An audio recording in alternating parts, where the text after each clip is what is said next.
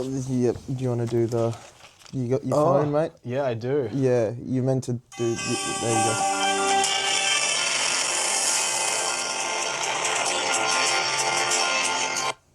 Welcome back. Wow, that was beautiful. To the Rubber Dinghy Report. Oh, we really doing You've just this every tuned into time. the only show that keeps you buoyant of the stories that matter. None of them matter. So don't mind the occasional splash as we tell you about today's top stories. What are our top stories? I don't think you know, to be honest. No. All right, I've got some written down because we didn't talk about this much beforehand. No. All right, well, we have our book and TV reviews. Yeah, Fucking yeah. hell, I started this well. Yeah, we always have those. Idiom Corner. Yeah. It's back. The idiot corner. Shine Meeting. Oh yeah, that was good. Book 2 release. Oh yeah, we can talk about that. We've got the sport. Well, we don't actually have sport today. No, but we can preview the game. We can perhaps, preview the sport. briefly. And we got the weather.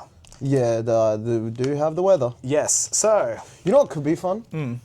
Is if we just leave the camera here, because I'm gonna have like a small turnaround, as in like probably an hour or maybe an hour and a half after we finish the game. Yeah. We could preview the game, go play the game, Come back and like review the game afterwards.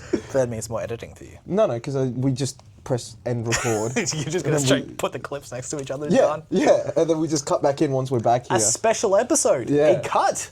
Should we do that? We're doing it. Okay, we'll do that. All right. Yeah, we'll preview the game and then, yeah, it's and then we'll review it afterwards and see how it went. We can make some predictions and see how they go. Yeah, We'll okay. make some bold ones as well, like some hyper specific stuff, and we'll see if it. You'll see that when we get to sport later. Yeah, that one, yeah.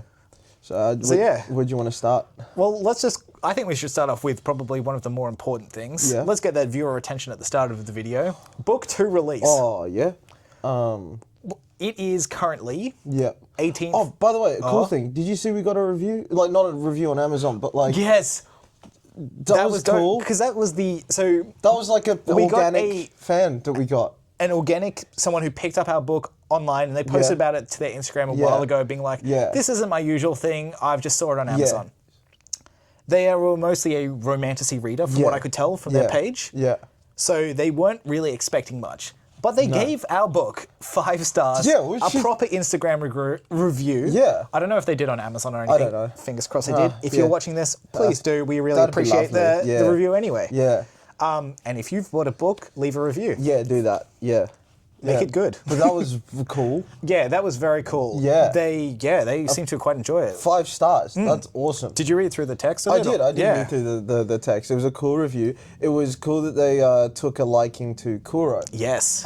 Which is interesting because we got another feedback through a message who was way more into the Eli and Toshiro stuff and not as much into the Kuro stuff. But then she was like way more on board with the Kuro stuff. So it's kind of interesting about the split of different. This is quoting from memory, but I was like, what are you doing to my boy Kuro was what was in this review. I was like,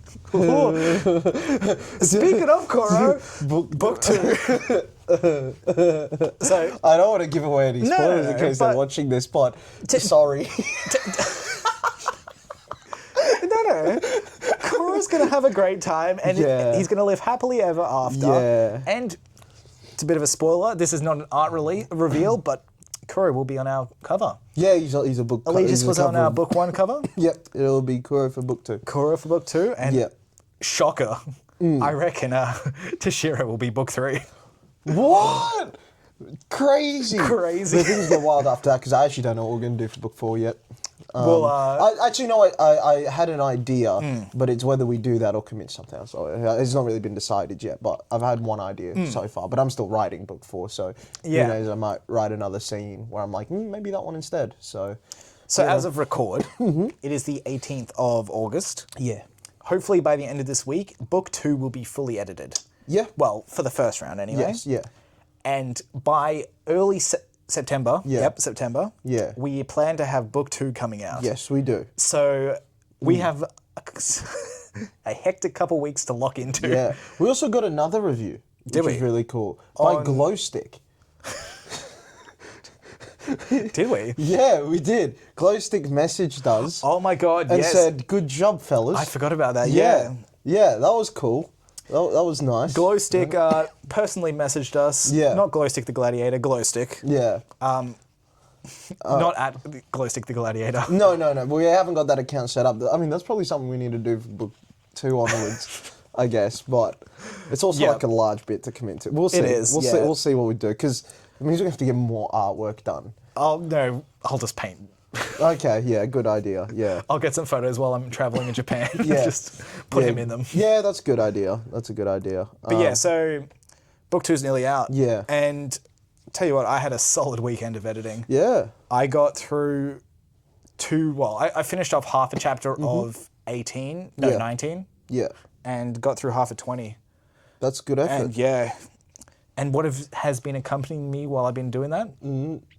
So you seem to recall seeing on my links that I had in my folders on my computer was to a Google Drive link, which had the Marvel Infinity Saga. Oh, the entire chronological, one. Yeah, including like deleted scenes and that. Yeah. I have been watching through. I am at the final phase 1. Oh, nice. Which means I'm almost 18 hours through with another.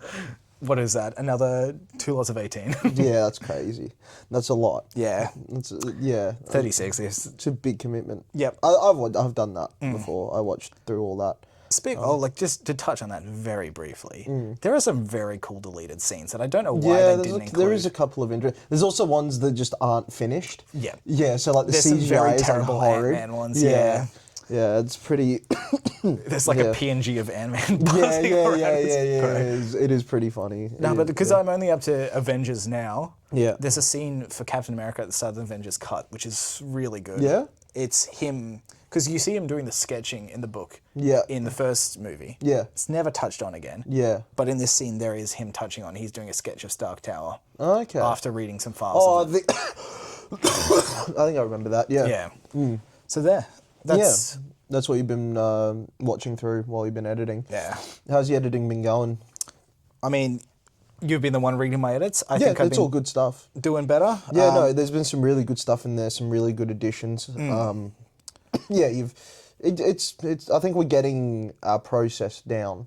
I think the end of a novel also suits me better because I tend to write in more climactic writing style. Yes, which is when we're at the climax of a book, it makes a lot of sense for it to be in that style. Yeah, you've just got to pick and choose. So it definitely makes it easier because I naturally gravitate towards that. So it's made life. Yeah. You have to excuse the coughing. I told you it'd be here for a few weeks, so Mentioned in the last episode. Speaking of last episode, I want to quickly say, if you watch both, last episode and the one before that, leave us a comment on what sort of style you prefer. The more unstructured or the better version. The chatting. The better version. The reminiscing. Well, it's because it's more fun. I just let us know in a comment if you watch and which one you sort of prefer. Yeah. All I'm saying is the last one got a comment. Did it? Yeah, it was Caleb. Oh. He said, this is my favourite podcast. All I'm saying is we haven't got a comment from him for the other one. He didn't say favourite episode, though. But it doesn't matter. He said it's his favourite podcast. That episode is what drew him to say that, which is the Caleb, leave a comment this week and tell Tok he's wrong and that you love every episode. And then leave a comment on every one of those episodes. I think even he'll find the Somerton man what a stretch. Nah, you like true crime, Caleb. I know. Yeah, it was good information. Mm-hmm. It was exposition. Speaking of information, yep. So Shine. Yeah, I had like a meeting with them. That was cool. Got some nice little freebies, of which I've consumed a few. Nice. And also got you a nice hydration one, which isn't out. Yeah. It's only for athletes and that. Which and I guess we are nothing but athletes. Yeah. Athletes Big in the sport of writing. Yeah. No, it's for our futsal careers. That's what it is. I have a new player coming Wednesday as well. Yeah? Yeah, he's my roadworthy guy for work. I was kicking around the football. He took it and juggled it like 50 times, and I said, "You're in." Far out. Yeah. How old is he? Like 31. Yep. Cool. Yep. The new Albie. Yeah. Except he's like a 5'2", 45 kilo Indian guy. Yeah, literally Albie. Yeah. Quite literally. Same height. Half the weight. Quarter. But he seemed like real good on the ball, so I'm like, come along, mate. Yeah. So hopefully I think we got Chung coming this week as well. Yeah, so I'll make it 7. We've got to make sure we get them both in the team pack, so we don't have to pay fucking extra. But We should probably ask Adiv, or I don't know. Because he's not playing, but I don't know. Yeah. It's up to him to respond on the chat, you know. Yeah. I had a meeting with Shah. That was good. So I think we're going to be working with them at convention and stuff going forwards. At least, like, we'll help them set up and that sort of stuff. They've offered to help us with a variety of things. And yeah, they're going to try and run a number of conventions going forwards, I think from November onwards. Yeah. So we'll be able to talk to them and we'll be able to, work with them in, you know, making both booths like good and that. They might give us a few little freebies to give away. Yeah. Maybe you break the record at the punch machine, you get an energy drink. So you can hit it even harder. So yeah, we should have a few things coming up with them, which would be really cool. I mean, it's awesome for them to, talk to us like that and organise meetings and that sort of stuff. It's pretty sweet, you know. Shout out Shine. Yeah, definitely. Shine Energy, check them out. Yeah, they make great drinks. I didn't realise they also sponsor the Gold Coast Suns. I think I did know that just from checking out their Instagram. Okay, I knew they did the Cronulla Sharks for rugby. Is Suns AFL? AFL, yeah. Yeah, okay, yeah, they do both of those. So that's why they were in town, is they were doing some event with the Suns. Gotcha, yeah. Yeah, so which is pretty, like, it's cool. So it's like an NFL, an NRL team, an AFL team, and then us fuckwits. Us fuckwits? Yeah. AFL, NRL. Yeah. Us fuckwits. NRL, AFL. Okay, well, you got the bottom order wrong, but... No. Agree to disagree. We sponsor a football team, Sean. Oh, no, they do, Wongapong. Yep. Our futsal team. Yeah. Legends. Yeah, of course, you know. So, no, it was really cool to meet up with them. They're really nice people. It was a nice meeting. Just had a bit of a chit-chat, helped them understand like how the convention and stuff works, gave them some ideas and stuff, and yeah, it was pretty good. Yeah. It was a nice meeting. You were editing. Yes. Yeah. Working hard. Yeah, so I went and took care of that myself. But yeah, it was good. It was good. Yeah. Sweet. What's next on the agenda? Oh, do you want to do idiom or books reviews? I don't know. You decide, mate. It's meant to be your whole thing. We'll do our reviews for the week. Okay. Do you want to start this time or? Sure. Still Vikings. Yes. Still watching Vikings. So what are you up to now? Season 5, episode 7. Okay, so I finished season 4. You were halfway through 4 last time? A bit past. I was up to 14 of 4 last time. So yeah, a lot was going on. So the next episode, Ragnar died. So just for those who haven't been watching our previous episodes, you've talked about the absolutely breakneck speed this show travels at. Yeah. And so if I recall correctly, midway through that season, which you had just crossed over, 10-year time skip. there was a 10-year time skip. Mid-episode. Where Ragnar disappeared and came back within the same episode. Yes. And then a few episodes later... He's dead. That might be the most ludicrous one they've done. Yeah. Have a 10-year time skip and it was then kill literally, him. I watched that episode about 2 hours after we finished recording. So it was literally like the next one. I was watching it. I really wanted to text you, but I was like, I'll save it for the podcast. But yeah, he died the next episode. And he's just fully gone. Yeah. He hasn't been resurrected. No, or any he's bullshit. dead. Like he's dead. Yeah. Dead. Yeah. Okay. Yeah. And how many seasons are there left? 6. No, there's finished 5 and then there's 6. Yeah, okay. Yeah. And does his sons take the lead? There's a number of different perspectives now, but predominantly, it's his sons who they conquered England in revenge for him. Okay. And then now they've all turned on each other. Yeah. Yeah. Okay. But what is interesting is I'd heard the names of one of his sons before. You heard of a Viking, Ivar the Boneless, before? Yes. Yeah. So, like, it's basically Ragnar Lothbrok is like a semi-mythical, semi-real character from Viking history. Okay. Where it's like, apparently it's like their sagas. He's a character within them, but people like think that it was based upon real life characters. Or like real life Vikings, but just like embellished a bit. Okay. Right? So that's like Ragnar Lothbrok. But like his actual he has 2, Björn Ironside and Ivan the Boneless. Yeah. They're like documented Vikings. Yeah, okay. So there's like, it is meant to be an element of realism on what they do, and like, so yeah, it's those are two of the main characters now, is Björn and Ivar. Okay. Yeah, Ivar's a very cool character. He's fascinating, but yeah, it's interesting that he's the one with no use of his legs. Yep, the one who was crawling around and like axing cunts. Yeah, pretty much. Yeah, except he's got himself like a brace for one of his legs now, which basically locks it into place so he can balance on it, and he just uses a crutch to kind of like walk around a little bit. But he goes into battle on a chariot. Yeah, okay. So he's like seated in a chariot and he's like swinging at people from like his chariot and stuff. But he's a very cool character. So does he? Because your main, like the best bit of the show for you was Ragnar. Yeah. How is it without him? They set it up enough that I was interested in Björn, Ivar, and like one or two others, enough for me to keep watching. Okay. Ivar's fascinating. He's a very cool character.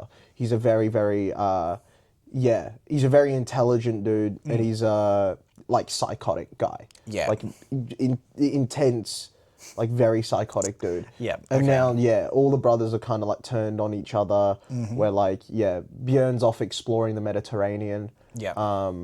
Ivar's like got big designs on being king, and then one of his brothers, Uber, is like he wants the brothers to be back together and like working on peace in England, but Ivar wants to keep conquering it. Yeah. And like so but then Uber returned home and he's declared war on Ivar, so they're like about to go to war from like two different sides. So it's a lot of different weird alliances and wars and like betrayals and stuff going on in all directions. So has the show been, I'm going to say political, but like, has it been political machinations a lot of the time? Yeah, a lot of that sort of stuff, like people like claiming thrones and wanting to be king and queen and making, moves here and there. There's a lot of that sort of stuff. Yeah. But again, it's just a ridiculous pace. Yeah, okay. Like very quick pace. I wouldn't be surprised if all of those alliances flip on their heads by like 2 episodes time. Yeah, of course. It'd be pretty expected. But yeah, that one was just the funniest one. And it was a really amazing death. Ragnar died like a fucking king. Like it was... You'd have to, yeah. Yeah, it was very, very cool. He was in a stage of like spiritual... Like his whole thing is he basically committed himself to die because... his fate, like he had his fate given to him of when he was supposed to die. Yeah. But he's always been about challenging the gods and that sort of a thing. And he's kind of been bordering on being an atheist or whatever. And especially towards his death, he was kind of questioning the existence of the gods. And that's why he gave himself over to die.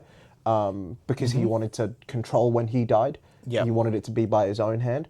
But then there's still elements of certain things that happened where he's like, oh, were the prophecies actually true? Yeah, okay. Were they not? Did he actually die by his own hand, or was this when he was fated to die, or whatever? But basically, he went over to England solo, went over to England, handed himself over, got executed. But his whole thing was like, listen to the little piglets squeal as they hear how the old boar suffered.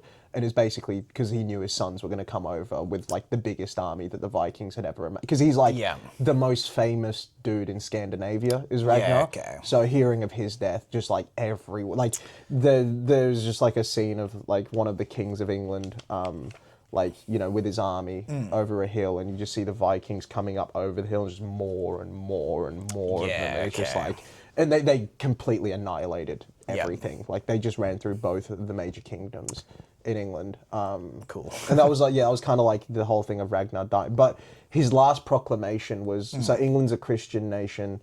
They're obviously the Nordic mythology type thing. Yeah. And even though he'd been like, he'd kind of openly admitted to himself that he doesn't believe in the god's existence as he was about to die, still as he was strung up, like tortured or whatever, he gave this giant monologue about how he was about to feast in the halls of Valhalla, and one day he'd rejoice in the stories of his son's victories and all that. Like, I'm going to be drinking ale from curved horns and this, that, the other. Like, this just like big monologue of like defiance before he's like dropped into a pit of snakes and killed. But it was it was cool that like he didn't believe it, but he still like went out on that sword of like defiance because he knew that was what the English hated the most.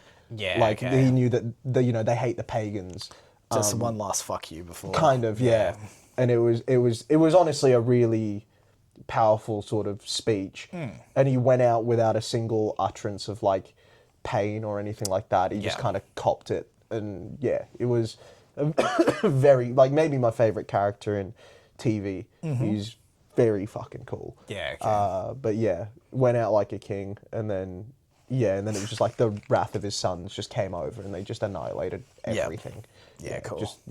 Just torched England, and then and now they're all fighting each other because Ivar's got like major aspirations. He wants to like become greater than Ragnar. It's funny, like in the history, I think Ivar even goes so far as becoming like king of Ireland and a few other places as well. Yeah, okay. Yeah, like he really becomes something major. So I think they're probably going to depict that in the series. Yeah, I'd imagine so. And Björn also achieves ridiculous fame as well, I think, for exploring the Mediterranean and whatever else he does. But the last episode actually ended because Björn was off doing the Mediterranean. Yeah. All the other four are his half-brothers. He's like from Ragnar's first wife. Yeah. The other ones are from his second. Yep. But yeah, these wars are going on where you got like this other king who is allied with Ivar to like raid, their old home with his other brother, the one that wanted peace. So like those are the two factions. Like the queen of like this land, the king of that land, and then one brother's gone over here, one brother's gone over here. Yeah. Okay. And then they're against each other. But then like as of the last episode, like Björn's returned home and he's like the big bad older brother. Yeah. Okay. So you got like, I'm wondering now if you can have Björn on one side, Ivar on the other side, and how because those are the two most intriguing. You've got like Ivar, who's like, he's a sneaky good fighter, but he's like the brainiac and like the sort of psychopathic mastermind. And then you've got Björn, who's the more noble, the more sort of like the big older brother, who's like a hardened veteran in battle by this point, and that sort of thing. Just kind of like the oldest and the youngest, and just see how I'm interested to see how that dynamic plays out. Yeah. There, So I'm quite actually interested by that. But yeah, it's been like I would say my enjoyment was definitely at its peak in the earlier seasons when Ragnar was fighting. Yeah. Because him in battle, he was just a badass. He'd like wield a sword in one hand and an axe in the other, and he'd just be chopping down people. Yeah. Okay. But I'm still enjoying the show a lot. That's good. It's still good. Yeah. Yeah. Because it was such a standout to you. Yeah. Ragnar, I would mildly surprised that it keeps the appeal. It's because watching. I think between Ivar, Uber, and Björn, they all carry Ragnar's mannerisms really well. It's like the different parts of it. Yeah. Like Ivar has the more sort of ambitious, psychotic side. Björn has that sort of badass warrior side, and Uber has like the sort of more playful, like I used to be a farmer side. Yeah. So it's like the three different parts of him, and you can see that within their mannerisms and the way they act. So it's pretty cool. It's well done the way they do that. Yeah. Sweet. But yeah, it's great show. What about you? You got your big book review that you've been wanting to do for. Yes. So I'm going to start with the one that I finished after the stuff from last week. Okay. So The Rage of Dragons. By Evan Winters. This is a 4.75 for me. Yeah. But I see it tossed around online quite a bit as 5/6 stars. Like it's 6 out of 5. Yeah. Yeah. Okay. People put it as one of their a great one. Okay. Now, this one got quite hyped end of last year. Yeah. But I somehow got in and read it before that. Yeah. Okay. I had no idea it was popular or anything. I think I picked it up somehow. Okay. Yeah. Would have been some recommendation, but it wasn't as big at the time. Yeah.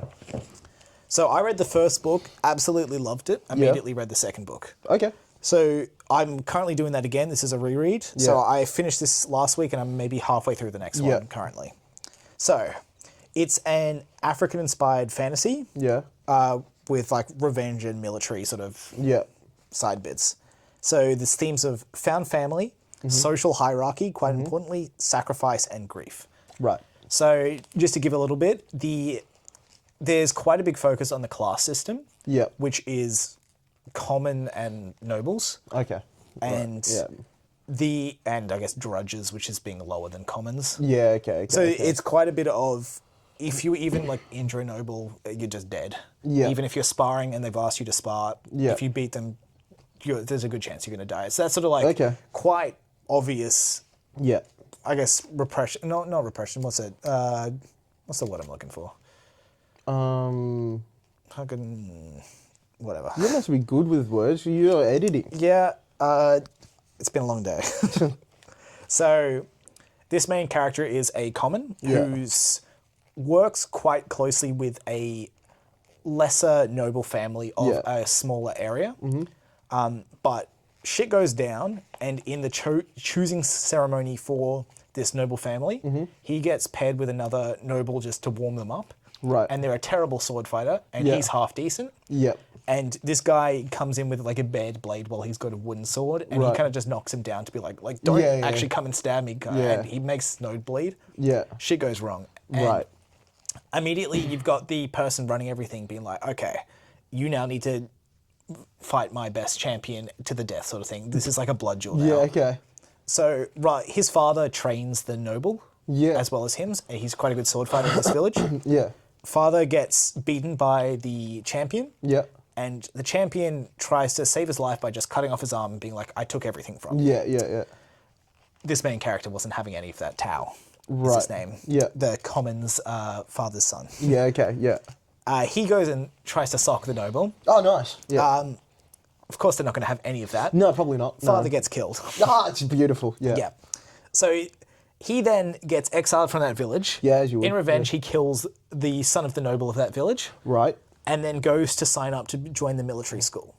So there's the military school for nobles and the military school for the common. Yeah, okay. So the common one is much harder to get through. Yeah. You get a year's training, whereas the nobles get 3 years training, and there's a lot more positions. So it's still very... I keep forgetting the word I need. It's tip of my tongue. But yeah, it's him struggling. So he's got a dead focus on the revenge of the specific people who caused his father to die. Yeah. He's got basically a list, and he's doing this training to be able to legally take them out. Okay.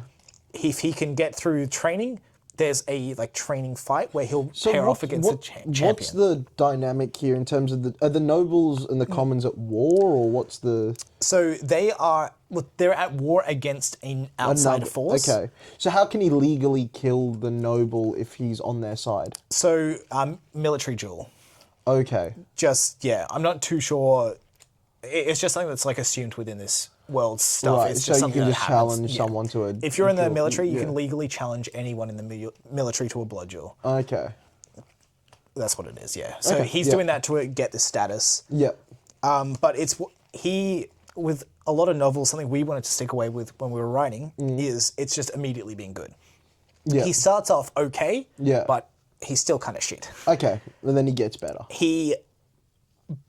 It's the book that I've seen the most training done by someone in. Oh, nice. He literally does nothing else except train. Yeah. All these things keep happening to him. Yeah. He just, rather than doing anything social, hanging out with all the other found family he's got, it's just training. Okay. But the training wasn't enough because the nobles have superior blood and such. There's superior advantages, extra strength, extra height, all that sort of bullshit. Yeah. He then finds a loophole, which is his standout thing within the magic system of this world. So it's all based around drawing power from the underworld, sort of. Right. Where there's demons there that if you draw that power, you can be attacked and killed by them. Yep. But there's certain women that have a blessing that sort of stop them being attacked or being found by these demons. Okay. Whereas if you're a regular person, you can get to this realm of demons to draw the power. But if you do and they kill you, you're just dead. Yeah, okay. But you can go to this realm and not draw any power. Yeah. And you just get taken back to the actual world, but with psychological injuries. Okay. So if you're, because they come in and try and rip you to pieces, basically these demons. It's I don't have a good description for what they look like because they kind of just change. There's a lot of talk of things like this. We'll go with El Fricos as what they look like. Yeah, that's what they look like. Yeah. I almost imagine them as sort of four-legged, just claws. Yeah, four-legged. Claws. Almost just alien wolves is sort of how I've imagined. Alien. Yep, it's literally him. Yeah, it's literally him. So this main character finds out that rather than being able to... So time in this realm is like dilated. It's 60 heartbeats. There's 1 heartbeat in the real world or something like that. Okay. So there's quite a big time difference. Yeah. He basically goes in there with no hope of killing these demons and trains and gets disemboweled, dies, come back to the real world, goes back, dies. Yeah, that's pretty beast. He just does this, and he's fucked up by this. Like, he sees demons and shadows and stuff. Like but he becomes the best fighter, and it's really fucking cool. Yeah, that's really cool. I like that. That's cool. Yeah. They take that further in book 2, obviously, which I'll touch on probably next week. Yeah, I'm keen to hear about it. This actually seems like a pretty cool one. It's the fuck it, I'm gonna lock in, and I'm just gonna train. Yeah. That's good. That's good. Very I like cool. that. Yeah. Now, my one from, where am I at? Oh no. Okay, nope. Oh fuck, whoops. Come on, okay. Sam. So the other book I read the week before, it's a novella called This Is How You Lose a Time War. Sorry, I've just read a name. Explain that one to me. I'll get to it. Yeah. Okay. I promise you, this is the one why I wrote some stuff. So This Is How You Lose a Time War, which is, I think, a very cool name. Yeah. By Amal El Mokhtar. Yeah. I fucked that up, but I also can't exactly tell what I wrote. Whoops. Okay, nice. And Max Gladstone. Yeah. So I gave this one 4 stars. So this novel is a poetic, epistolary sci-fi romance. Of course you love it. Epistolary? Yeah, of course. Being a series of letters between characters as the primary storytelling. Okay, so not urine related. No. That's what I figured with you. As much as I'd love that to be the case, no, it was letters, which are less cool than urine. Yeah. Yes. So yeah, it's a romance, a sci-fi romance, so it's not a romantasy, it's a sci-rantasy. Yeah. So 2 rival agents, cleverly named Red and Blue. Yeah. Obviously, you'll have a preference of those 2. Yeah. They wage war across space, time, and dimension. Right. And they start leaving secret letters to each other in impossible places, such as the eating of a berry transmits a message. There's a whole lot of bullshit with that. I don't even try. Yep. And their rivalry eventually changes into a love. Okay. So, it's a pretty cool story. It's very romantic. It's a very romantic, but also very poetic. The poetic side of it's really cool. Okay. Some lines I wrote down. I wrote a single line down, which I thought was very good. This is very early on in the book. Yeah. There was no trace of her remains, except cinders, ruins, and millions of dead. That's cool. Yeah. That's cool, yeah. That's a very cool line. Yeah. It got me hooked immediately because I was like in the first chapter. Yeah, that's a really They've cool just come line. off a giant battle and nothing remained except for all this carnage. Yeah. So, this book was released in 2019. Yeah. But it didn't become popular until 2023. Okay. And it became popular in a span of about a week. Okay. It went from being just a book published to the 3rd best-selling in all of Amazon's book and the 1st best-selling out of its sci-fi and fantasy. Right, okay. So, what happened? On May 7th, 2023, Twitter user Bigolus Dickolus Wolfwood that was what I read. Tweeted. I was hoping that would actually be related to the story. Like it was a character's name. I honestly think this is better. Okay. So, he tweeted. He tweeted this. Read this. Do not look up anything about it. Just read it. It's only like 200 pages. You can download it on Audible. It's only like 4 hours. Do it right now. I'm extremely serious. With a picture of the book cover. Yeah. So, as of today, this tweet has 19,000 retweets. Right. 133,000 likes. Yep. And 97,000 shares. Yep. Oh, and 19.2 million views. Okay, that's a lot. So it popped the fuck off. Yeah. Now, Dickolus's account is a... Sorry. Dickolus's account is usually a Trigun fan account. Oh, isn't named after the Wolfwood? character Nicholas D. Wolfwood. That's the one. That's where I recognize Wolfwood from. Yeah. Bigolus Dickolus Wolfwood. Right. Yeah. Yeah. So, I'm going to quote from the author here. Twitter does not sell books, but enough people bought our book in a short amount of time that whatever determines Amazon's bestsellers took notice. And the upshot of it all is that corporate marketing people at Simon & Schuster, now know the name Bigolus Dickolus. That's pretty funny. Yeah. And fun fact is because of the tweet as well, the producer of a Trigun series also bought the book and took a picture for it. So. Oh, that's great. That's very good. Yeah. Yeah, it's just like an insane story of a guy tweeting out. I hope if there's a sequel or whatever the fuck, it goes in the acknowledgements. There won't be a sequel. It is definitely a standalone, but it's the fact it's just... Yeah. This guy never posts about books. It's exclusively Trigun stuff. And then out of nowhere, he posts about this book. It blows up. Yeah. And it's just the Biggerless Dickless Wolfwood is the one that promoted this book. Yeah, that's incredible. So if you're out there, Biggerless Dickless... Yeah, can you just do like our book? Yeah. Read this. Yeah, just say read this. We just got to like spam Twitter users to just do exactly the same tweet. Just, can you do this for us? Please. Yeah, so that's... I thought that it's just a stunning fact. And it's one I'd heard before. And it's also quite a good book. Okay, it's a cool concept. I do like the idea of like it being through letters and that sort of stuff. It's such a interesting one. It's hard to explain without going too far into like plot stuff, which I don't really want to do with this one. Because if you do want to read it, you kind of just got to read it. Yeah, I would never do that with like Vikings or anything. I would never give away any sort of plot or any sort of spoiler as to what happened. You could keep up anyway. No, you couldn't. I barely can. As terrific as it is. Yeah. Yeah, it's very good. I miss Ragnar though.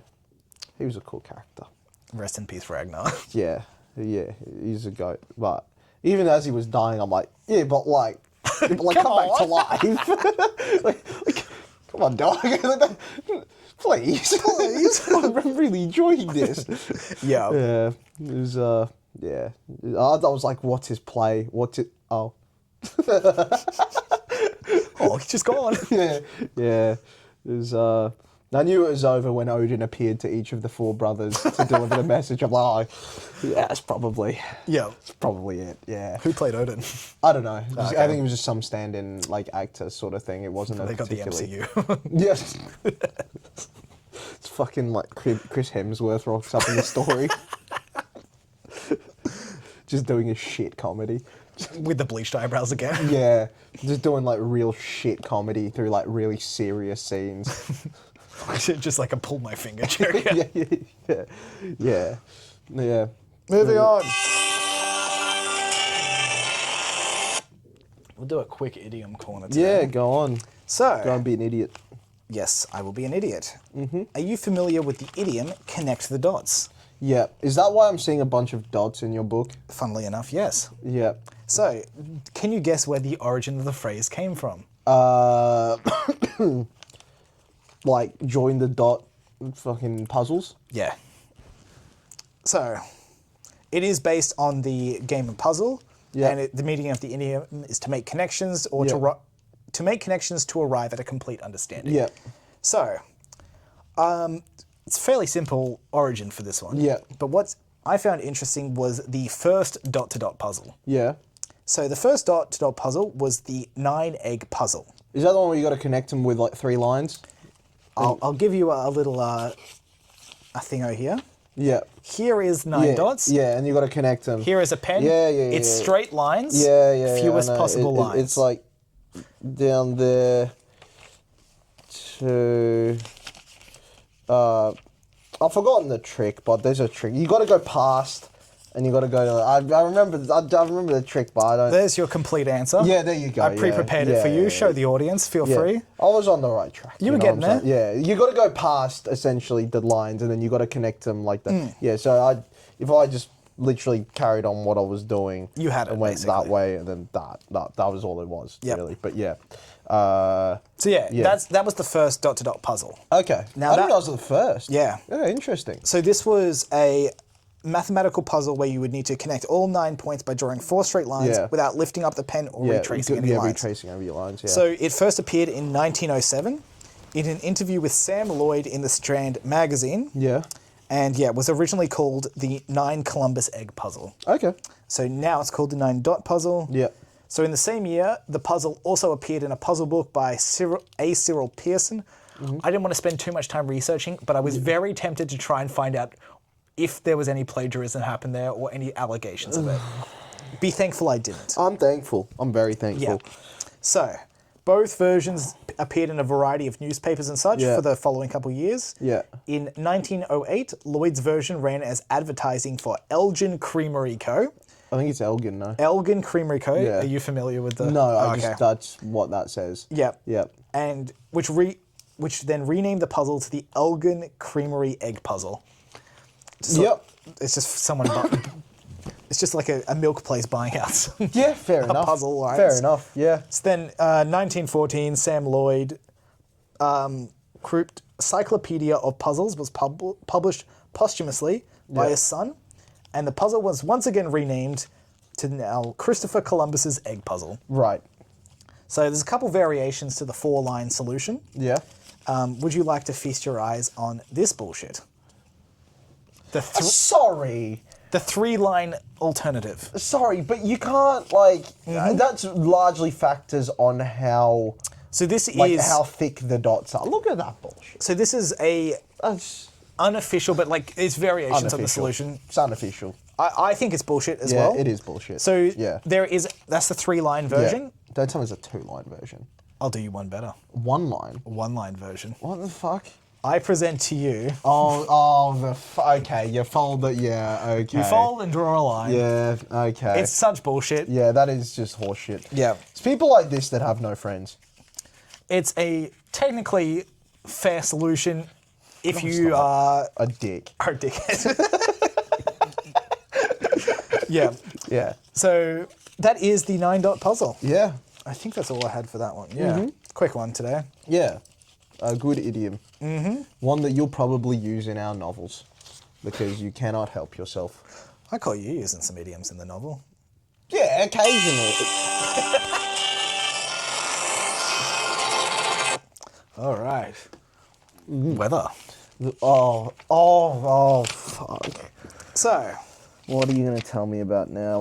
What info dump? Well, I actually gave you a hint to it last week if you were paying attention. Oh, hammerhead sharks. Hammerhead sharks. Yeah. So, hammerhead sharks. I'm just going to quickly do a shout out to Lindsay Nicole, who I saw a video about, which inspired me to do this. So, shout out Lindsay. Okay. Do we have any hard liquor? Do you drink? No. Oh. But I'm willing to partake. We can find some. I'm sure we got some shine you can have. Yeah, beautiful. So, hammerhead sharks have, as best documented, have been around for 45 million years old. Genetic studies place the modern hammerhead at around 20 million years old. Right. So, old buggers. Yeah. So there's 9 species that are around today that range from about 0.9 meters to 5.5 meters. Yeah. So you get pretty long. We've got a couple different species which range from wingheads, which are the longest head ones, longest hammers, let's say. Yeah. And then we've got the bonnet head, which are the chode of the hammerheads, which barely anything. Yeah. See, what I want to know if there's a ball peen hammerhead. You know the hammers that have like the little thing on one, or like a claw hammerhead where it's got a wedge, like a big hammer on one side, then like a claw on the other side. There's a couple birds that have that sort of hammer shape. Yeah, but a hammerhead shark that actually looks like a hammer. Well, it looks like a sledgehammer. It does, but I want one that looks like a claw hammer. Which hammer came first? Probably the shark. Find me a hammer more than 45 million years old, dickhead. No matter how old it is, I'd still be willing to use it on your skull. All right, so, sorry. In some species, the wingheads, the hammer can be up to half the length of their body. That's pretty, Yep. You ready for a boring name? Okay. The hammer. Yeah. What do you think it's actually called? The hammer. Cephalofoil. Not nearly as cool as hammer.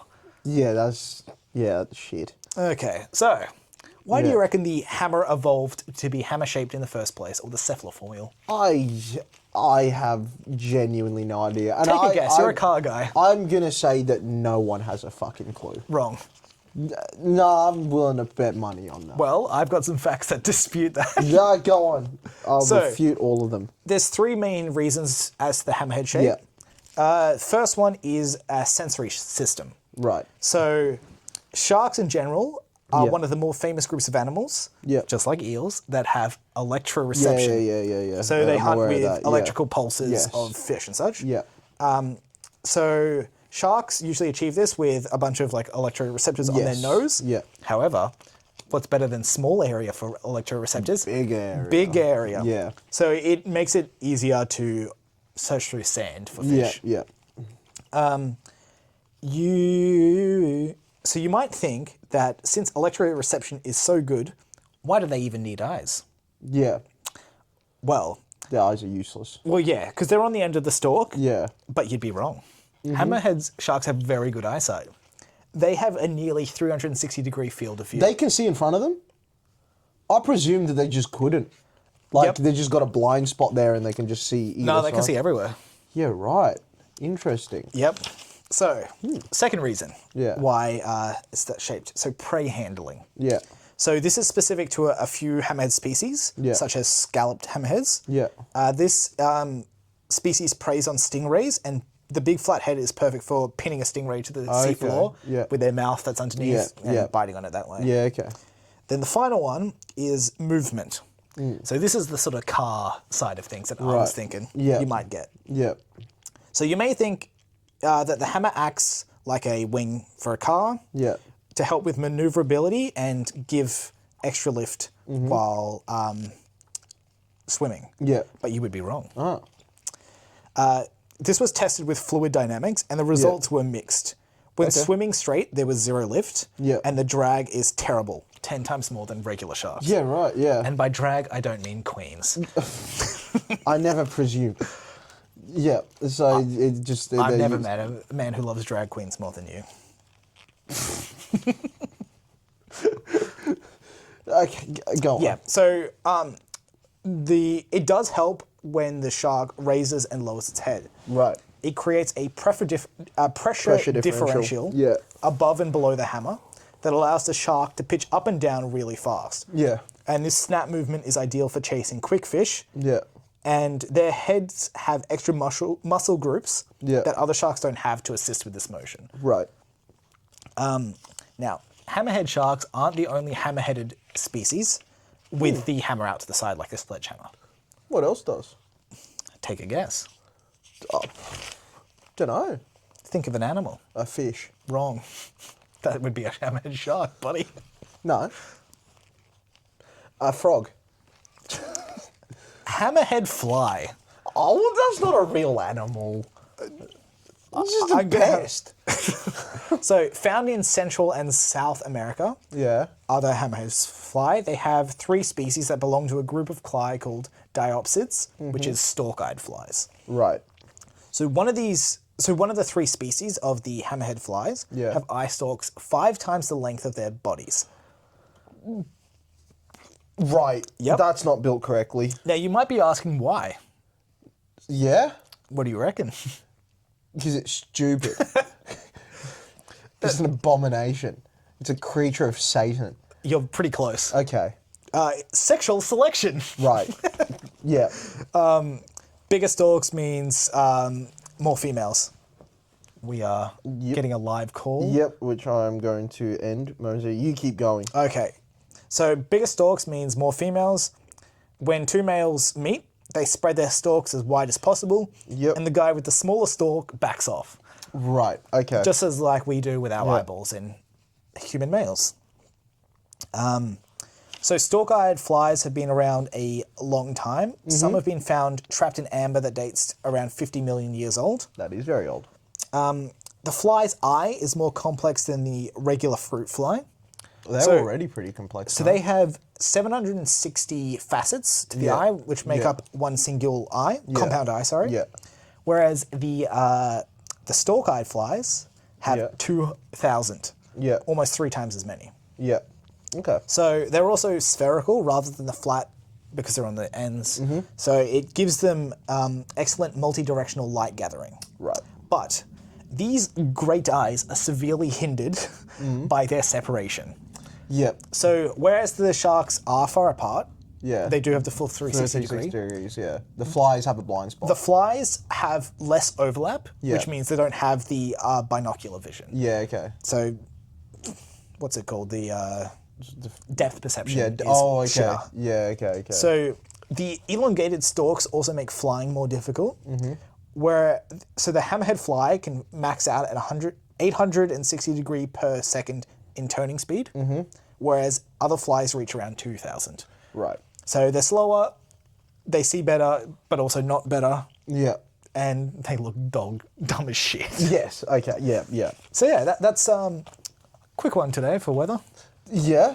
I don't even know like how. You know what would be a really good conclusion to this? Is if I got a hammer and beat you over the head with it. Yep. That'd be a really good conclusion. Because I feel like it'd be a fitting thematic thing, right? Yeah, it's a stupid looking thing. I'll go up and show that. Yeah. Look at this dumb motherfucker. Yeah, that's stupid. That shouldn't exist. Looks goofy as all hell. But I think if I got, because I've got like a sledgehammer downstairs, right, for car work, and I think if I beat you over the head with it severely, I think it would be like a nice little bow on top of the segment. You know what I mean? Like thematically. I don't know if it'd be a bow. Well, no, it'd be a hammer. Yeah. But it'd tie things off really nicely. Okay, well, let's cut to that now. No, because I'm not going to edit. So I'm actually just going to walk downstairs, grab a hammer, come back upstairs, and just lug I guess you we're not going to across get that since there's not going to be any edits. No, but I can still go and walk downstairs now and grab the hammer. Or I could end it this way. Sport. Already? Yeah. How long have we been recording? 51 minutes. I guess. Yeah. I guess we could talk about sport. I'm keeping my segments briefer. You told me to. Yeah. After I talked to you for an hour about the Somerton man in electric eels. Yep. Today the hammerhead shark, and yeah. So, my. you know what we also could talk about for sport? What? Premier League is back, right? Oh, it is. Well, this morning Man United played their first game. And it went well. It's annoying because we actually played like really well. Like we played, it's the best we've looked in like 2 seasons. And I was watching, it was really good. But our goalkeepers are fucking dog shit. So yeah, we lost 1-0 to Arsenal, who are a good team, but I don't like them. Like, I really don't like Arsenal. And so we lost 1-0 just because of a goalkeeping error. But like we were on top of them the whole game. We were definitely the better team. So it's just, it's so annoying to concede like that. Yeah. It was just a cross came in and our keeper was getting bullied around a bit, but he just didn't stand his ground. He could have like gotten a fist to the ball and knocked it out, or stood his ground a lot more. But he kind of let himself get pushed around, and there was someone at the far post who just kind of dinked it away. And it's like, stand your ground, man. Like, be a keeper. Yeah. Like a couple of minutes, 20 minutes later, the same thing happened at the other end of the field, and the Arsenal keeper just punched it way out. And it's like, that's what you were supposed to do. Yeah. But yeah, I think we had like way more shots. Our possession was like 60-something% to their 30-something%. We were playing better than they were, and it could have been a really nice start to the season with like even a draw. But yeah, promising signs, but 1-0 loss, which is annoying. What I also thought could be interesting to talk about is the fantasy league. Yeah, so you're bottom because that means the fucking 3 of your players don't even play in the Premier League anymore. Do you want to? Do you have the link still? I don't even remember where it was sent. Well, yeah, I've got the app because I actually play it. It's really disturbing me how high up Albi is. So we got a bunch of the futsal boys and a few others, I'm assuming. Yes, yeah. To join right this. now, Geordie's top, which I don't like that. Even worse, Albi's second. Really don't like that. Then Jasper, who has also got a player that's left. But he played a really, like, he's had 3 zeros in there, but the rest 4. But the rest of his players all did really well. Yeah. I'm sitting at 4th place. I'm doing okay. Yep. How many games have been played? What? Just one, okay. Well, no, no, the first round isn't done yet. Oh, okay. There's still tonight's games. Gotcha. And then, the first round will be done. Then Will's in 5th. He's going to win. Okay. He wins. I think we've played like 4 fantasy competitions. he's won all 4. I think I've come second for 3 of them, and then the last one I came like 4th or something. But usually between me and Will, I think 2 of them, I think the World Cup fantasy and the Euros fantasy, he beat me by a point or something in both of them. It was so annoying. Yeah. It was like down to the wire for both of us right till the end, and then he won both. It was annoying. But yeah, I don't like seeing Albie at second place. It's like seeing an elephant up a tree. You just wonder how it got there, and you know it's going to fall soon. Yeah. That's, and he looks like an elephant up a tree. Yours is... So the standout team, which should be coming first, but it isn't. Yeah, you've scored... So my team name, because we've all got teams, I've always gone for themed teams. Yeah, I'm not going to say I've previously gone... I've done religion-based and rock-based, and man-based. Yeah, like isn't people who had the phrase man or son in their name. Or guy or something like that. Yeah. Religious stuff such as Jesus. Yeah, and stuff Jesus, Muhammad, that sort of stuff. Yep. Yeah. And just, I can't even remember. But my favourite ones about all of these is you do these, but often leave out the ones that do fit into the category, but you just, and are actually good. But you leave those ones out. I wouldn't bother going so high. I'm an underdog story if you've ever seen one. Yeah. So this theme I've gone for this time is good mouth feel, as in names that come out of the mouth good. Do you want to read out, just so we can just hear it out loud? Again, I think he's got some omissions. Ekatike, I think, is a great name. It's too harsh. Sabozlai is a great name. That's not terrible. Yep. I think I'm losing it on the front, though. The sa. But it's spelled SZ. So it just doesn't have a good mouthfeel. Okay, go on. Read out your team. All right, where do we start? Wherever you want. The keeper, probably. Work your way down. So we got Verbruggen. Yep. Bart Verbruggen in goal, who's actually a good keeper. We got Welch. Zinchenko. Del Croy. I'm assuming I'm pronouncing all of these correctly. Yeah, of course. Royaslav. Your midfield. Minth? No, Minteh. Oh, that's less exciting. I'm pronouncing it Minth. Except there's an E between the T and the H. So in what fucking world would that be M-I-N-T? I have a lisp. E-H. What are you lisping? There's no the S. T. The T's get lisped. Then we have Metcalf. Yep. Longstaff. I know why you picked that one. Yep. Ume. Yep. Igor Jesus. And Isidore. Yep. And then we got Sherpin. Yep. Gusto, Son. Yep. And Delap on the bench. Yeah, again, Delap on the bench will get you points. Gusto may get you points. Son plays in America now. Sherpin plays in Germany. And Metcalf plays for a Division 2 team. What division are we playing? Premier League. That's Division 2, right? So it's you've got 12 points so far, and I think that's a miracle in itself. For context, I'm in 4th place with 52. Who got me my points? Any unexpected plays? Verbruggen, who's good. Okay. I've got to bench him. Isidore got 5. Huge. Igor Jesus got 2. Oh! And Minteh, who's pretty good, got 3. Minth, I think you'll find it's pronounced. It's just not, though. I don't understand how it could be Minth. Leave a comment if you know how it's exactly pronounced, Minth. Right, yeah. Zorro's coming second last, but even he's got treble your tally. Has he actually tried to pick a good team? Yeah, he has. Coward. He's got 2, he's got Vissa as part of his team, who's, if he was paying more attention, he'd realise he's not going to play. But yeah, he's had a pretty stinker one, not going to lie. I don't even know who's got him as captain. Oh, his captain's Vissa, who didn't play. So how do we pick a captain? Your captain is Igor Jesus. So we actually got 1 point, but he doubled, so he got 2. Yeah. Igor Jesus coming in clutch.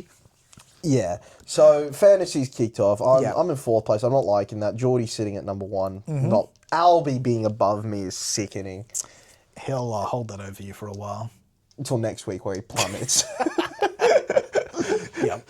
It's going to happen. It's all about the long game. We're at week 1 of 38. It's a long game. I know. You know. I'm having the longest game.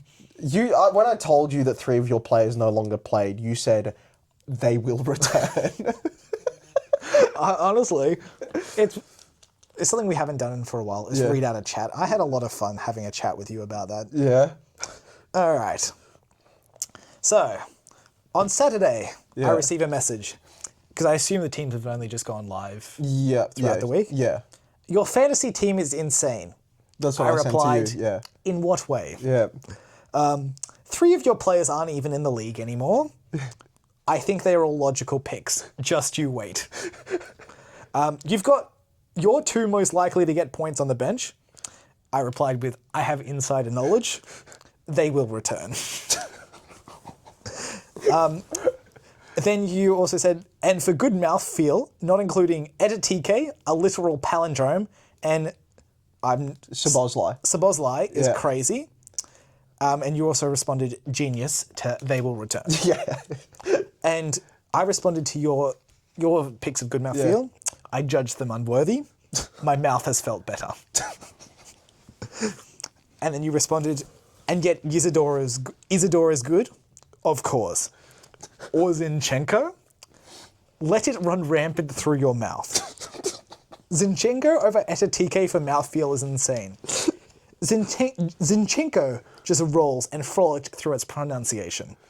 Etitike is too harsh. And you followed it off with, you need help. You do. You desperate fucking intervention. It's going to be a late game surge. Everyone's going to get demoted to Division 3, so my Division 2 players are going to become the Premier League. It is astonishing how you're such a good football player with this level of knowledge about the game. Yeah. It's frightening. Why do you think I'm so good? I don't know.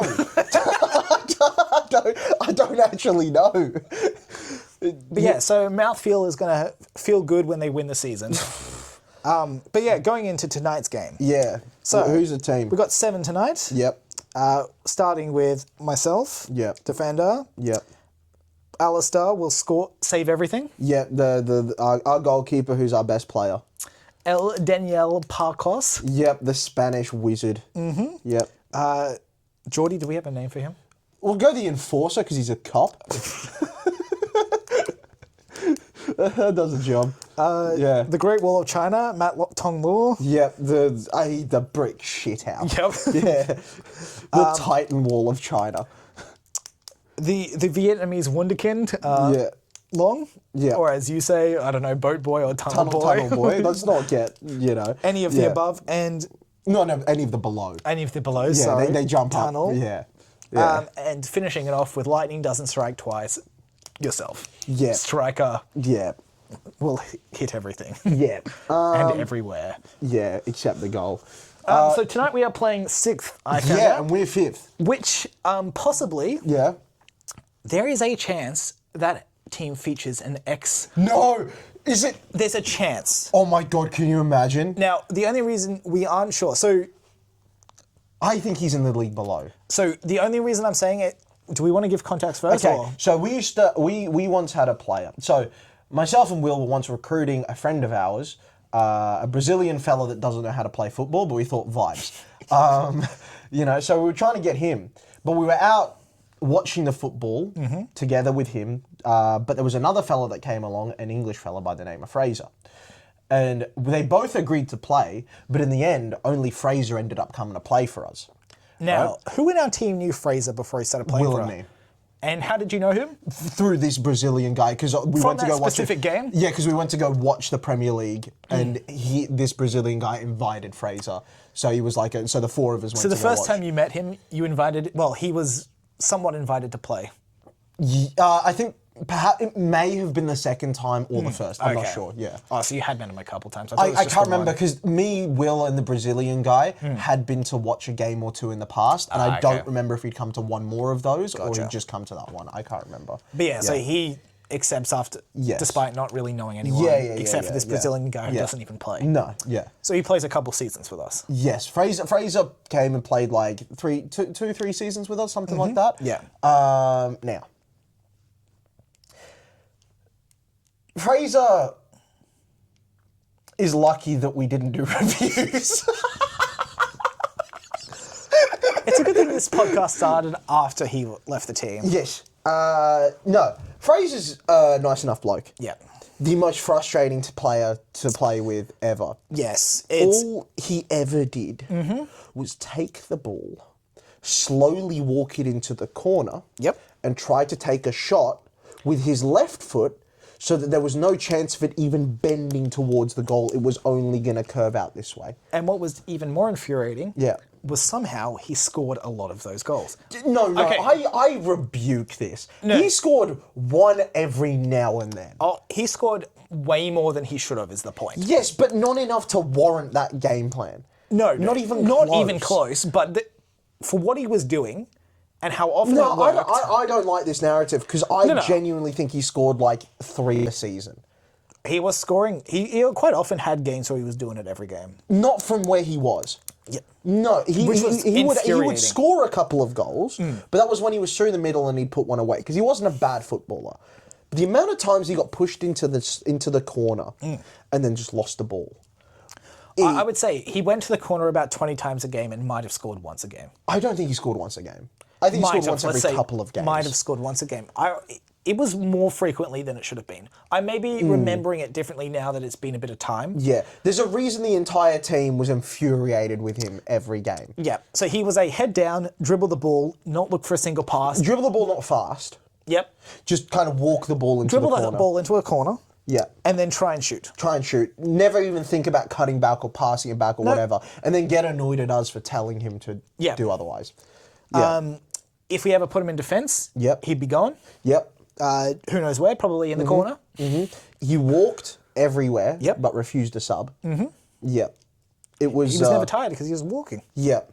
And then he jumped across to a different team. Yep. So, but now apparently we're going to be playing Fraser, potentially. So, the reason I think it's a potential, it's his team, because they're bottom of the league. They were a Division 4 team last season. I think they did pretty well in Division 4. Did they? I'm not sure, but from what I saw of the few games that we were there beforehand, their team seemed to be winning. Okay. So I reckon they've gotten promoted. Now, the main reason why is, which we have to take this with a grain of salt. Yeah. Long was having a look at the table today at work. Yeah. He was like, I think this is Fraser's team. Long also doesn't have a clue about much. No, but I'm just taking what he said. So apparently they had a game we watched earlier in the season, which was the first week of the game, which I don't think I was there for. Okay. And they played before us, and Long asked someone prior to the game what div this was, and it was 3. Okay. So there's a slim chance we might have a match against our ex-teammate. And if it is, we are pushing him into that corner, and we're not letting him leave it. We're going to make him just take shots from that corner. Well, who do we have on the team tonight? Brick Shithouse Matt, who's just going to push him That man in the corner. Yeah, and Matt has been movement. talking about doing that. Really? If we play Fraser. He's been talking about getting him into that corner and just staunching him like that. I didn't even know he was doing that. I just assumed that'd be the logical step for our team. He's been talking about doing that since we found out he was on another team. Yeah. Yeah, so I think Matt may do that. Now... I am going to go very serious if we're playing Fraser's team. I want to win like 15-0. Like, I want to annihilate them. Yeah. That's what I want to do. I'm not so worried about annihilating. I'm more happy just to not let Fraser score. No, we're not letting that happen. Which will be my job and Matt and Parker's job. But. Yeah. So, the back, we've got Al. Yep. Then we're going to have you, Parker, Matt rotating at the back. Yeah. And I guess Geordie, if we need a... Long. Extra. Rotating at the front 2 positions.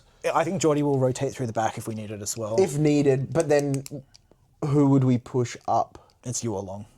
No, I'm saying like if Parker and I, or me and Matt, or Parker and Matt are off. Yeah. You'd need a second one in there. I think we got to keep 2 of you on at all times. We'd have to. Probably will, but it's just if that. Yeah, I would say it's better off to rotate 3 between 2 and 3 between 2. Yeah, it's probably better off to rotate will be what happens, but and have Geordie or Long sitting in the cam role, the midfield role. So what predictions do we have for this game? Because we're sitting lower on the table on there's 6 in the league. We're currently sitting at 5th with a record of 2 and 3, I think. Which, without grading, would have been closer, and we've also had a couple close games. Yeah, we've had some couple. It's been a battle. Mondays has been a battle. Yeah. I think I'd say this will be a win for us. Yeah. I don't know what the margin will be. It does depend on the team. If it is Fraser's team, there could be a very big margin. Yeah. If it's not, and I don't know who they are, so... Yeah. Let's go. Let's make some prediction. Score prediction. Yeah. What do you reckon? You will bag... I'm feeling... Let's go score. Just score. Score itself, prediction. They'll score 2. Yep. Let's say 8 for us. Okay. Ambitiously 8. I'm gonna say 6-3. Okay. Is what I'm gonna say. I back myself to get 3. I was going to say 3, but now that you've said it, I'm going to say 4. Okay. I back myself to get a hat trick. I think there was one game, the one we lost 4-3, where I didn't score any goals and Will scored a hat trick. Yeah. Every other game, I think, this season, I've scored 3 or more. Yeah. I've scored a bunch this season. Yeah, you've been I've scored a heap. But I feel like I'm playing... Like, I'm converting a lot less chances than previous seasons. Like, I've had a lot of one-on-ones that have been saved or whatever. Yeah. Like, I could have scored a lot more in each game. Yeah. But I've not been that very clinical with it. But I've still managed to get, like, 3 a game or so. Yeah, okay. I'm going to get you to get 1 today. Own goal or regular goal? No, regular goal. I'm going to get you to get 1. Okay. I can back that. I'm going to get Parker to get 1 and Long to get 1. Okay. Yeah.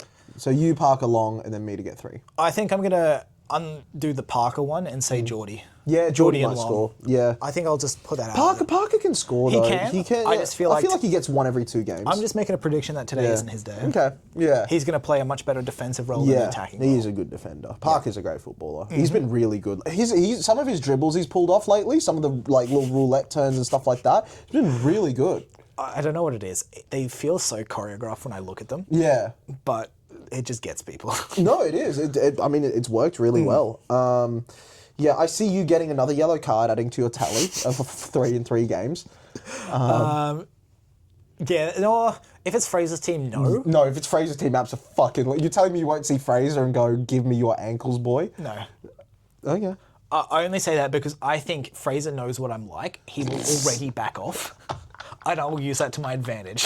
Please, I want you to use your speed on him. Like you know when you charge in at 1,000,000 miles an hour? And just absolutely welly a ball? No, yeah, but like to the point where he's scared. Because he doesn't sprint at the ball, he just kind of walks with it. So I want you to just fly in at maximum pace. See, if we are versing Fraser, I'm almost certain he will warn the team about me. Potentially, yeah. Yeah. Because I think I am someone he's seen be a menace on the court. Yeah. Not so much even in like a good defending role as just straight up being a menace. Yes, you are. Yeah, that you are. Yeah. I predict... What else are some other predictions? I predict you're going to blast at least 1 ball at someone on our team. Yes. And I predict it's going to be Geordie this week. Yeah, I can see that. I predict... And he's also going to handcuff me to the sides. From where I'll score a goal. I predict... What else do I predict? Parker to go on a mad dribble. He's going to have like a real good like highlight reel moment. Okay. I'm going to predict Al getting a card if we're versing Fraser. Yeah, that's a good prediction. He's going to charge out screaming and the ref's not going to like that. That's a good prediction. I'm trying to think of like weird ones that could come true. I reckon I'm going to air swing a volley. Okay. I reckon... That's definitely could be true. Yeah. I reckon... with no Albie today, so it's hard to make the funny predictions. I reckon Matt's going to body Fraser if Fraser plays. Like, just run into him and just send him tumbling. I reckon... if there's a female on the team, I will send a ball into their face. Yeah, multiple times. Just once. No. But I might tackle them. Yeah. I reckon... Unintentionally, let's just clarify. I reckon Parker might get a few assists. Yep. I reckon we're going to concede 3 goals in like quick succession because we're being idiots. That could check out. Yeah, I feel like we might do something like that, but... I'm confident I'm not going to get blasted in the nuts this week. Yeah, there's no nuts left to get blasted after that last one, mate. They clean took them off. Well, that was... Yeah. Yeah. Who's going to take a tumble? I feel like since Albie's not on the pitch, probably going to be me. Ooh. Depending on if there's anyone big on their team. Long. I was going to say Matt could get knocked by someone. As much as he's a brick shit house, there's always a chance. I feel like I get sent tumbling sometimes. Long gets sent tumbling almost constantly, so I don't feel like it counts. Yeah, that's true. He played footy last night, and where he got grazed on his leg last week, he already ripped up, so there's a chance we'll get blood from him. Beautiful. Yeah. Yeah, I think that's where we call it, and then we just check back in once the game's done. We're just checking. We lost it. Yeah, that's it. No, if we lose the Frasers team, that'll be the end of the Godsend saga. Like, we're just going to call an end to all of it. We'll float you later. Yeah, well, no, because... Somewhat later. Yeah. We're back. Futsal has been... Oh, you want to get the light? Oh, high quality. Bosh. There we go. We're done. What is the colour of victory? Red. Okay, well, it's already red. Yeah. Give me a new colour. No, red. Okay, well... We knew we were going to win. We were victorious the whole time. Now, spoiler alert, we won. Yeah, it was an interesting game. That was, the other team... So first of all, was not Fraser's team. No, it wasn't. It wasn't Fraser's team, unfortunately. Long looked incorrectly, and... Well, I told you he would. You know, he's... We expected as much, but still disappointing nonetheless. Yeah, pretty much. So the score in the end was 20-8. So, it was, of our guesses, some would say mine was closer. Yep. I thought it'd be 6-3, but we also didn't know anything about the team. Nope. So, you know, I don't know how many I scored. It was pushing double digits. I'd say we're at least 10. Yeah, I was something around there. Well, let's just start off with their team. They started the game with 4 players, so... well, they were going to. They were going to. Yeah. But Big Matt decided to step up. Yeah, so we gave him a player. We gave him the big brick shithouse Matt. And quite frankly, I'll claim that he assisted their first goal because he completely pulled me off the guy. Yep, and then we went down 1-0, which was alarming. Was it? Did they go up first? Yeah. Oh, I thought we'd already scored by that point. No, that's... Yeah. We went down 1-0. I think there were 2 women on the team as well. One who had clearly not played much. Both had clearly not played much. One had played a bit, but not nearly as much as the rest of the team. Hoodie. She had done something, Not much. Oh, okay. So they started with 2 women on the team. It is technically a mixed league, but it's like once every few seasons.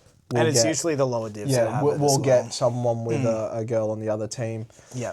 And so it's always a bit wary of how to navigate that, you know. Or just as they request, treat them like any other player. Yes. So you elbowed one. Like a few minutes into the game, completely unintentionally, he was just running backwards, straight clocked an elbow into the chest of one of them. No, it's a good thing we didn't have Albie. Oh, because he's known to barrel into women in the other team and send them flying. That and children. So it was an interesting. So we played with 6 as opposed to 7 because Matt was on the other team for the first half, and it was. Well, partway through that half, they got a player back. Yeah, and then someone showed up late. Yeah, the 2 women as well. They were definitely fill-ins. Yes. They weren't meant to usually play. The 3 dudes that were on the other team at the start, or eventually the 4. No. So the 3 dudes were good. All 4 guys were good. The 3 dudes that played were good. Yeah, right? They were.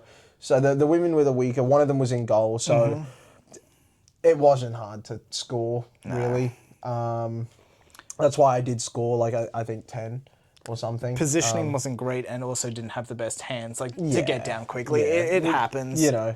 It was one of those ones where, sometimes it just felt bad to score. Like a little. It'd be a light pass, and she'd grab it and then let it roll through her fingers. And it went in. So it's not the most satisfying win. No, but we do need some moments. Point difference. We tried to get to 12 because in this league, every 3 goals scored is an extra point in your league tally. Yeah. So that's why we tried to get to a 12 difference because that was And again, if we weren't playing like idiots, it probably would have been 20-0. Yeah. But we played like idiots. They had the 3 good dudes on the team who were actually like really good on the ball. Yeah. Anytime we locked in, we kind of shut them down. Yeah. But then when we didn't, we'd concede. Like I know in the second half, I was just diving in. It didn't really matter. In the second half, I came off. I subbed myself off, and I saw you guys concede 5 in a row. Yeah, I subbed into keeper, and I copped 4 pretty quickly, and did not. I subbed right back out. So because we were up, we let Al play outfield, who's our super keeper, and he was having a bit of fun. I managed to set him up for a goal, which was nice. I think I scored 10, and I think I assisted every other one, or close to. Because I set up yours. It would be close. I set up yours, I set up Al's, I set up Geordie's. The only one I'm not sure about is Long's. I think Long just ran around people, yeah. In the second half, Long played for the other team. One of the women jumped off? Yes, so it was the girl in goal was still there, but then the outfield was the 3 good dudes and Long, which made it more competitive. And we didn't play with our usual keeper, so that made it more competitive. Yeah. And that's how it ended up 28, really. But we had some silly moments and some fun. I was kind of having fun. With Long joining the other team and Matt joining the other team, as per usual in our team rules, if you play for the other team, you play a lot better than you usually play. Yeah. Both of them had a cracker game for the other team. Yep. Long learned how to pass. Yeah. Don't do that for us. He was linking up like crazy, but with us, it's dribble. Yeah. I thought that you would fly into him more than you did, because you and just so for context, Sam works with Long. They both work at the same place. And Long often infuriates Sam at work. So I thought with him on the other team, Sam would take it out on him, but he didn't, which was a little disappointing. I went slightly harder than I could have, but I also... I'm just too nice. There was that really fun bit as well where me, Matt, and Geordie kept playing in a triangle around Long, and he was running between us all. Did you see that? Dude, he had a gas tank like crazy today. Did you see like when we just went back, forth? It was very funny. It was like 8 or 9 passes just around him while he's chasing all of us down. It was like a full rondo. It was pretty funny. There was a point where, I was just having fun, so I was just doing tricky stuff. There was one where I lobbed over to you and you hit a scissor kick goal, which was pretty fun. For context, cool. I also usually like to take an aerial kick, much more so in 11-a-side. Yeah. I would take a sky ball from there and just scissor kick it straight back. Yep. But I've been doing that against Al. Just in warm-ups, and usually can't in the game because I'm usually not. Yeah, but this one I gave you a very nicely set up, perfect pass across. Yeah, and I absolutely wellied it. Yeah, it was a nice scissor kick. There was another one where me and Parker, we made a run up and we were like knocking it back and forth to each other, and then their defenders closed in between us, so I lobbed one over them to Parker, who volleyed it back over to me, and then I volleyed it back over to Parker. Then Parker volleyed it back over to me, like over their defenders each time. And then I just cracked a volley, but it just went straight into the keeper's chest at full pelt, which I felt bad about. But I just thought it'd be cool if I volleyed it in off that like little back and forth tennis. Only some of us can do it, apparently. Yeah, you know. But no, because I did score a volley and it was the worst volley ever. It was always like shocking. It was a really high one. I took it with my left foot and like kind of side footed it, and it kind of dribbled into the net. And I was like, that doesn't feel good. Also, on top of that, the ref today didn't call anything. No, but it was really light tackles. Well, I would say there's a couple that should have been called on me, realistically. On you, yeah. Advantage was played once, but then it got called, but that was about it for the whole game. And then. What else happened? Yeah, I scored a bunch. I actually, I had some real nice, turns and stuff like that. I was, dribbling around the players a little bit. I was getting some good passes to you from backfield. I was looking for the more open passes. Me and Geordie linked up well. Yeah. We had some really nice plays. I nearly had to quit football because I got sat on my ass. Because one of their plays was really good on the ball. And he went back to side to side, and my feet just came out from under me, and I got sat down, and so I subbed myself off immediately. Yeah. I'm out. I'm retiring. I was deeply embarrassing. Yeah. I mean, in terms of goals scored, everyone except Matt got a goal tonight. Yeah, I was happy to set up Al. It was nice because he's played outfield maybe 3 times over the past however many seasons. Yeah, it's usually when we're playing a very weak team. And he came outfield, and it was nice to set him up for one. Al's a strange one outfield because he's got good ball control. He's very good at linking up, but he moves it very slowly. But he's not like a slow guy. Yeah, it's almost like he's just very deliberate with all of his movements. He's just kind of like calm and slow with it. I feel like it's a result of him always having like, you've got all the time in the world with the ball in your hand or at your feet in the goals. Probably, yeah. So it's not an issue. Yeah, it was nice. It felt nice setting him up for a goal. I think my was like fucking 10 goals, like 6 assists or something. Game. I was having fun. Like they had an own goal as well to add to that list. Yeah, I had some very nice like little. That was one thing I had better than ever today was the ones where I would take the ball about the middle of the pitch and I would just slide one through to Parker or Geordie between their players. And I always found them, which was that was nice. Like I managed to like find the real tricky passes and stuff, which was fun. It was. It's kind of everything, isn't it? Really? Yeah, it was an interesting game. It was, It wasn't a highly competitive one, so it was. Apart from when I came off and we conceded 5 in a row, and I was like, all right, what the fuck's going on? Realistically, that was just a not so great defending, and then them just positioning it real well. They had good ball control, and I'm not the best keeper. Well, no, it was on Parker as well that they scored. They got 1 on Parker, 4 on me. Yeah.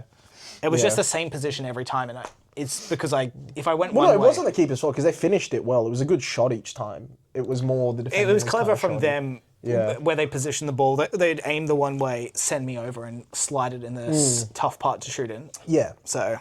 Yeah, but it was fair play to them for those. Good at the end of the day. It was one of those games where it was a bit weird. It was a bit of fun because we were just experimenting and having fun with it. Yeah. Making long run around was a lot of fun. I had a great time doing that. I think him and Geordie had a few shoulder to shoulders. But yeah, you didn't catch this. Yeah. But when that woman subbed off. Yeah. I was having a bit of a chat with her. She just was a chatty person. Yeah. Of course, I autistically had no idea what I needed to say. Yep. Terrible for me. You didn't ask if she was a child, did you? Of course, my first question is, are you a kid? No, I was just asked. Like, I just started off with like, how do you usually have more players and stuff like that? Or what's going on? Yeah. Which is they just had 3 players out. Yeah. That was what happened. Okay. Yeah. But after the game, I was waiting for the bubbler and she'd gone before me. She's like, "Oh, bye." I'm like, "Oh, you're still here, so I don't know." Bye. Oh no, God, dear. you're awkward. It's a good thing I am dating someone, otherwise I wouldn't be speaking to any women. Yeah, that's my method. I just don't like talking to people. It was a fun game. It was nice to get a win. Hopefully that puts us up the table a little more. Puts us into contention with semis. Couple losses we've had. Yeah, I think we're like 3-3 on Mondays. Yeah. But hopefully that puts us back up to 4th, which is like semis contention, which would be nice. There's only 6. We just have to beat 2 teams. Yeah, which would be nice. And then Wednesday now. Wednesday, which is going to be an interesting one. Missing a few. We got Will. We got you. We got me. We got Albie. We got Parker. Do you want me to check who else is going? Yeah, and then no, that's it. It's me, you, Will, Albie, Parker. Yeah. And then on top of that, I've got the guy that does my roadworthies for work. He came over and did 50 kick-ups. Yep. And I'm like, you're in. He's a 31-year-old, very diminutive Indian man. Basically Indian long, but 30. I believe we said this earlier as well, yep. Yeah, so, got him coming in, hopefully. Don't know if he'll show. We'll see if he shows, but... And maybe Chungi, as mentioned earlier. Maybe Chungi, yeah. So... That'll be a good one, but I think Wednesday. I think we're 4th. We're playing 3rd, I believe. Okay. Yeah, so should be all right. Yeah. Should be if we play well, we'll win. It'd be nice it's nice to have Will back. It'll be you, Parker, and Albie cycling out a goal, I imagine. Yeah. Probably. Hopefully Albie more than you. Need you at the back. Yeah, it'll be Parker and me at the back otherwise, right? Yeah. Parker made some good saves actually today. Oh, he was having a great job in goal. Yeah. Good sub for him. So yeah, I think that's pretty much the football wrapped up. I don't think many of our predictions came true. You didn't get a card. I did clobber a woman, just not in the way I expected. And you predicted me scoring a goal. I did predict you to score 1. Yep. Yeah, so I didn't predict how many I'd score. I thought it was going to be 3. I mean, technically everyone we said would score a goal did. Yeah, who did I said? You said Geordie. I didn't say Geordie. You said Parker instead and Long. Yeah, I said, and they scored. So yeah, We did all right with our predictions. We did not bad. I'm keen for next week's game. I wonder when we're going to record next week. We'll have to see what time the games are. It'll either be Monday or Wednesday that we record, and then... I'll probably try and do one game next week with just trying to finish off the book. So we'll see. Mm-hmm. We'll record after that one. Yep. And we'll have some more to fill them in on in the victories of the great Wongopong. That is us. Bosh. Let's go. Wongopong victory. All right. Well, we'll float you later. Yeah, something like that. Catch you later. I should play them out. Is it necessary? You know what? Yeah? Yes. Okay. Well, let me just take time to scroll to it. I've got to go to the Gold Coast now. I've got an hour-long trip to pick up a Honda Accord. It's going to be,